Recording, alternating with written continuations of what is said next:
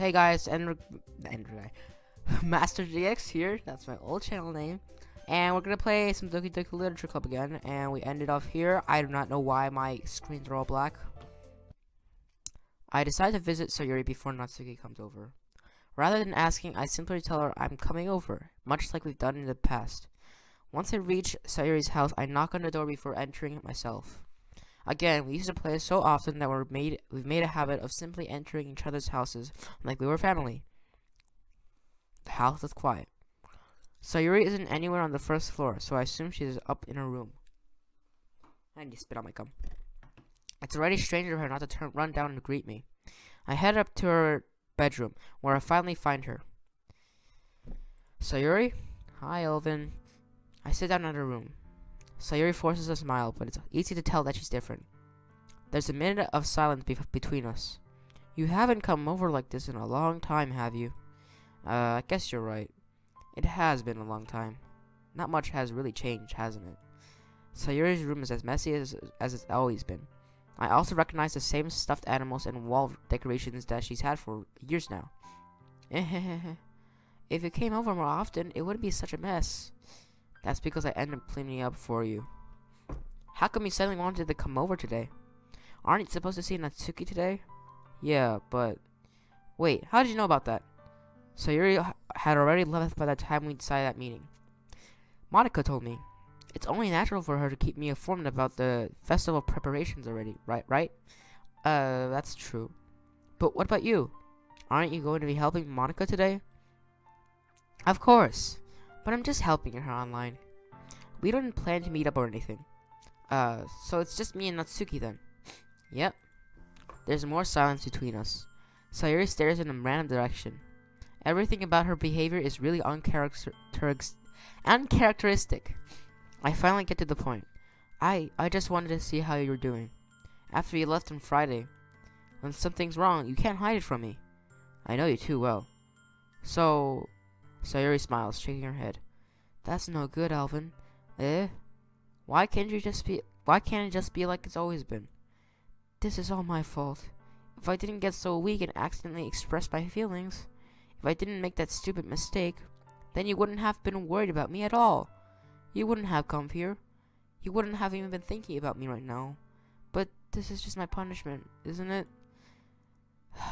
I'm getting punished for being so selfish. Screw you, Sayuri. It's fine. I think that's why the world decided to have you come over today.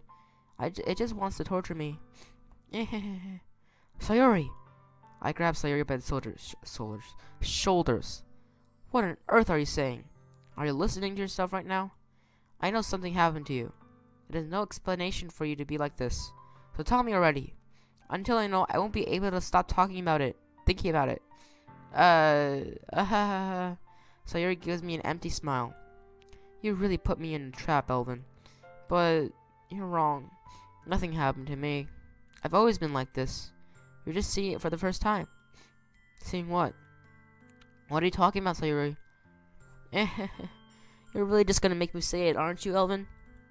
I guess I have no choice this time. The thing is, I've had really bad depression my whole life. Did you know that? Why do you think I'm late to school every day? Because most days, I can't find a reason to get out of bed. What reason is there to do anything when I fully know how worthless I am? Why go to school? Why eat? Why make friends? Why make other people put their energy into caring to waste by having them spend it on me? That's what it feels like. And that's why I just wanted to make everyone happy. Without anyone worrying about me. I'm in shock. I can't even figure out how to respond. How is this possible that Sayuri kept this from me the entire time that I've known her? Did she really want so badly for me to not think about her? Why, Sayuri? Why is that you never told me about this? It almost feels like I've been betrayed as your close friend. Because if I knew, I would have done something, everything I could to support you. Even if there's only so much I can do. I would have tried a little bit harder to make every day a little better for you. That's why I'm your friend. All you had to do was tell me. You don't understand at all, Elvin. Why do you think I didn't tell you?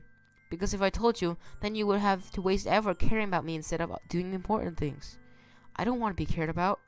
It's bittersweet when people try to care about me. It feels nice sometimes, but it also feels like a bat being swung against my head. That's why I wanted so badly for you to make friends with everyone else. Helping everyone be happy together is the best thing for me.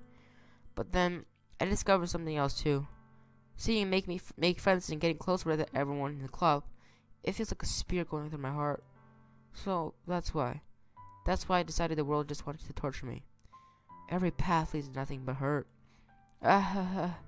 You're right that I don't understand. I don't understand your feelings at all, Sayuri. But I don't need to understand. Whatever it takes for me to help you stop hurting. That's what I'll do. No, Elvin. There's nothing. Nothing at all. The only thing that could have helped is if everyone could be like it always was. But I was selfish. I finally showed you what a horrible person I am. Tears streaked down Sayuri's face. I made you join the literature club because I was selfish. And I was punished by my heart hurting in a way that I couldn't understand. And now you came here and made you hurt too. I'm just weak and selfish. That's all I am.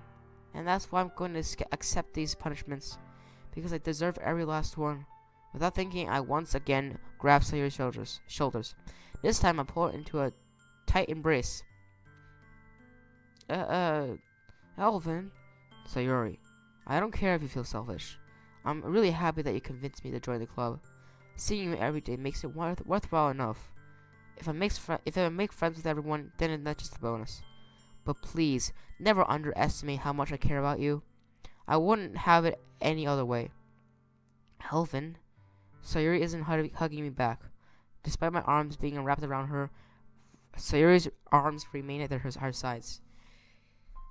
She starts stopping next to my ear. No, don't do this to me. Please, don't do this. Elvin, Sayuri barely manages to speak between her sobs. No, I don't know if I'm doing the right thing, but all I want to hear is for her to know that I care. If you haven't yourself, call yourself selfish, then you have to let me be selfish too. No matter what it takes, I'll figure out what needs to change. I'll make these feelings go away. And if there's anything that you need me to do, then you better tell me. I'll get mad if you don't. I don't know. I don't know. I don't know. Gently, Sayuri finally puts her arms around me in return. I don't know anything. It's all really scary. I don't understand any of my feelings, Elvin. The only time I'm not feeling nothing is when I'm feeling pain. But your hugs are so warm. And that's really scary too. Sayuri lets me go. As she does, I let her go as well. The festival is tomorrow. Yeah.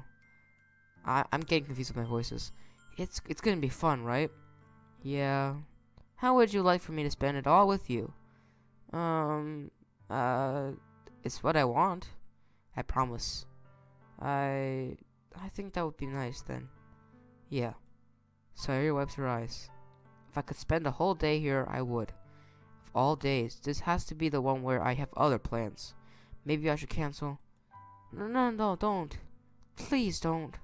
If you did that, then I really wouldn't forgive you. But it's almost time for Natsuki to meet me at my house. At the very least, do you want to come along and help out? It would be fun. To my surprise, Sayuri shakes her head. I'm sorry. I don't know if that would be very good for me today. Don't kill yourself. Well, you will. You understand, right? It's kind of hard for me to fully understand. But I'm trying my hardest. It's okay. Don't worry about it too much. I'll see you tomorrow, okay? Alright. No, I won't. I look forward to it. I say goodbye to Sayuri and exit her house.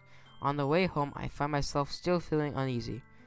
But it's hard for me to keep thinking about it when Natsuki is about to come over, too.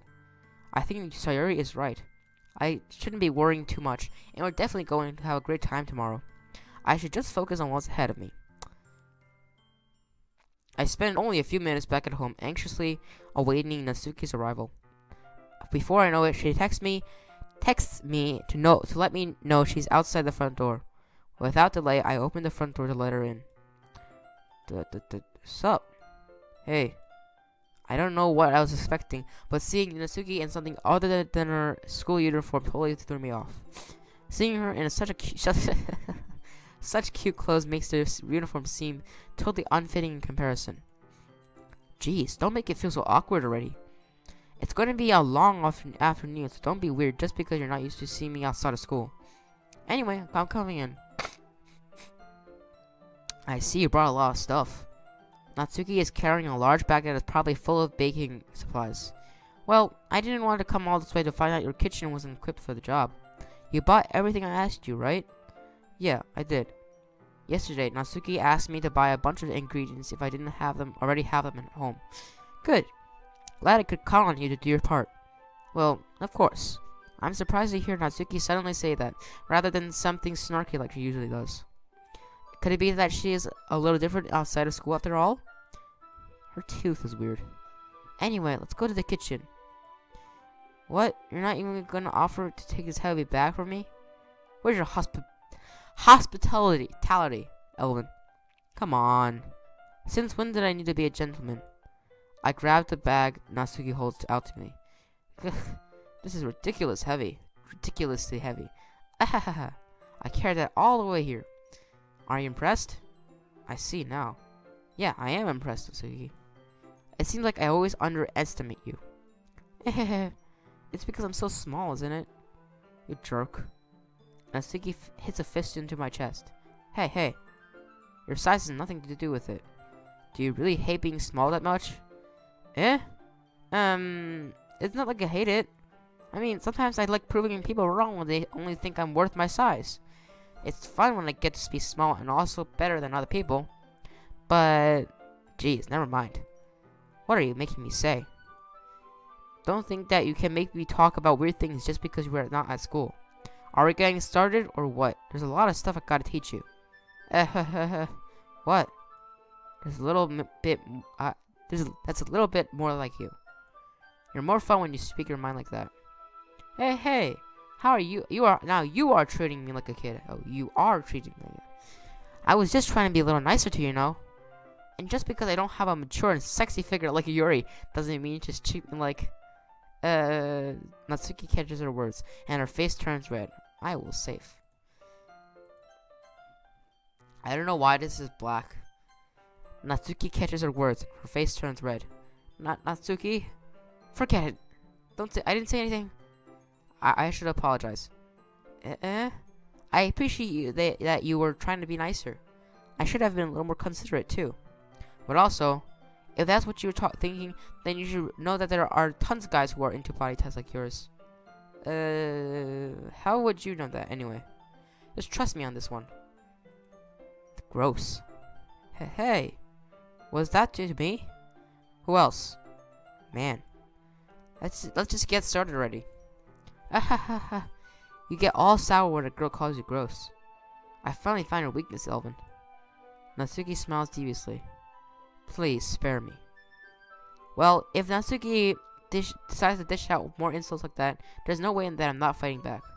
But she's satisfied enough for now. Finally starting to pull things out of her bag so we can get started. Before long, the whole kitchen is a mess. Spoons, dirty bowls, flour, spilled fluid, and plastic bags are strewn about at every countertop. There's nothing. The mixer isn't big enough to make all the batter at once, so we've had to do it several times. Meanwhile, Natsuki is babysitting all my movements to make sure I don't mess up her precious baking.